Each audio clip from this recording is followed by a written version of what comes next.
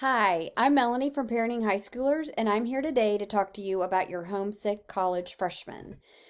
This is a tough time. I myself went away. Where did I go? 10, 11, 12 hours away. It's hard to remember. It was a long time ago. But I'm here to tell you that your freshman will be okay. And part of you letting that is the biggest part of your teen being okay is you have to sort of cut that cord. If your child is any closer than 12 hours, which for me, I had no choice. I was far away and I could not come home. But for these kids that are within a couple of hours, I'm here to discourage you from letting them come home because I watched a lot of my friends, and I've watched this with my own kids' friends that don't go very far and they come home every weekend and they never really get assimilated into the college life. So it was true a few decades ago and it's still true now. So here's some things that you need to encourage your teen to do to get in a place where they are more settled. So first of all, they need to talk to somebody. They need to talk to their roommate or their suite mates and, be honest with them. Like, I'm struggling. Can we go do something? Will you go have dinner with me? Also have them look around. Is there someone in a class or in the cafeteria, even if they're already with friends, do they see somebody sitting by themselves? Have them go over there and say, hey, do you want to sit with us? Have them think outside of themselves. And that goes a long way to making themselves feel better because they know they're helping someone else.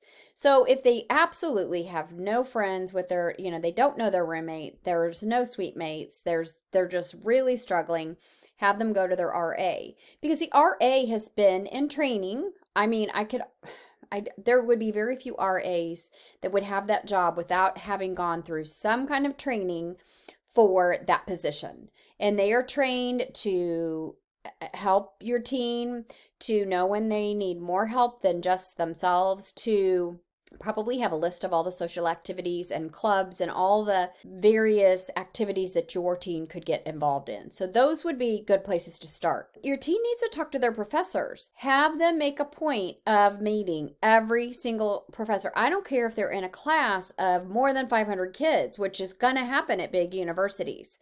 Here's the thing, when it comes down to it at mid-semester and then term, if that professor knows your teen and knows they've come by and they've made effort and they've asked questions and they've consistently visited on office hours, those professors are going to do their best to help your teen do better. They're going to bump that grade up. Or if they don't have any idea who your teen is, what would be their motivation to help? But if they know they've seen this kid show up, ask questions, be involved, participate, then they're much more likely to help your child succeed. And that's it's a numbers game, but it's also, teachers are, I don't care what level teacher you are, and I have taught preschool, elementary, and middle school myself, you always want to see that little bit of extra effort from your students. Have your teen look at the bulletin boards at the cafeteria, at their dorm, in different, like in the building where a lot of their classes are, there's going to be bulletin boards. And on those bulletin boards are going to be activity lists, clubs to join, there'll be phone numbers to rip off for like a movie night, all kinds of things. Grab somebody from a class that looks like they might be fun and say, hey, have you seen this? Would you want to go see what it's all about with me? They're going to have to put themselves out there. Let's see, what else do I have written down? The hardest thing is to get involved. What are their interests? What does your teen love to do? And don't say gaming. Because that may be what they like, but so find out, is there a gaming club? Is there a gaming team? Even if that's what they like to do and it's by themselves, there's going to be a club or an organization that is going to be there for your teen to join. And the best way to indicate success in college is their activity level. Same in high school, really.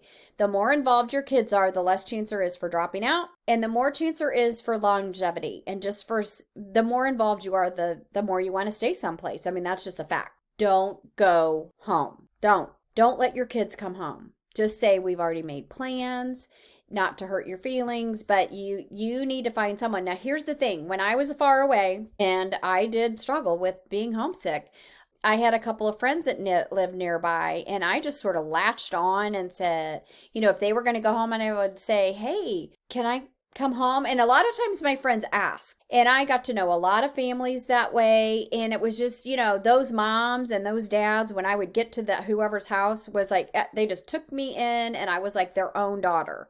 And I am sure that has been the case for so many other people. So encourage your kids to find someone else to go home with, or to stay on campus and find something to do. Even if all they do is hang around and watch movies or play games or take a walk, whatever, they've got to stay at school. At least for a month. Once they get over that first month, things will get better, I promise, because they will have settled into a routine and they won't be focusing so much on, I want to go home, I miss my mom so much, because it's going to happen. And for you parents, I think I mentioned this earlier, if you've got a younger kid or you haven't gotten to this stage yet, tell your kids, I don't want you to plan on coming home for at least a month, because then you've set the stage for what they can expect, or what you are wanting them to do. Realize that friendships are going to change. If they're still trying to stay in touch with their friends that are at another college, or that are not in college yet, or decided not to go to college and they stayed home, they're going to have done other things and made other friends and be involved in their own life. And so your kids need to realize that they've got to find what's going to happen and what is their path going to be. Who are their new friends going to be, and what is their life going to be? All of this none of these things are hard, but they will take some effort. And the main thing that I would share is baby steps. Try one thing at a time. Reach out to someone that looks lonely. Go talk to the RA. All of these little things. Even professors might have ideas like, hey, it looks like you are doing well in my class. You're getting, a B in chemistry. Like, we've got a chemistry club. Would you want to join? Or there's a lab opportunity for a job. Have them get a job. That gives them something to do. I hadn't thought about that one. I'm here to say your teens will be fine. Don't let them come home. Or if they do come home, I don't know. I don't know what to tell you. Don't let them come home. Good luck. Your teens will be fine. Thumbs up, smash that subscribe button, and I hope to see you next week.